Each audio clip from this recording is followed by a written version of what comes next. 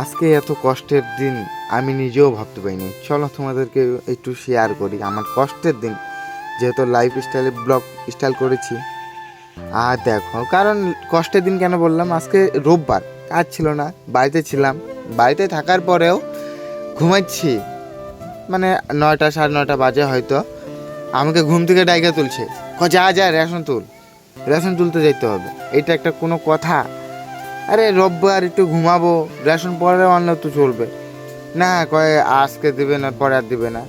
তারপরে রেশন আনতে চাইলাম। মানে ছেলেদের যে জীবন এত কষ্ট হয়, তোমরা কমেন্টে করো তো। যদি ছেলে হয়ে থাকো, ছেলের কাছে যদি ভিডিওটা যায়, প্লিজ তোমরা বলো, বুঝছো এতটা কষ্ট লাগে না। আর তোমাদেরকে এসে এইটাই শেয়ার করি, প্লিজ সাবস্ক্রাইব করে দাও, এই বোতামটা চাইপা দাও প্লিজ। চলো ওই জায়গায় যেয়ে দেখাই।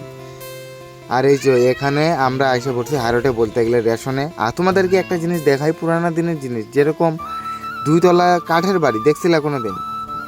ওই যে দেখছো ওই সাইডে কাঠের বাড়ির 2 তলা, এরকম। এইটাই আমাদের দিকে একটা পুরানো আদিম যুগের জিনিস। আর দেখো এখানে রেশনের বেশি তাও ভিড় ছিল না, 7-8 জন ছিল।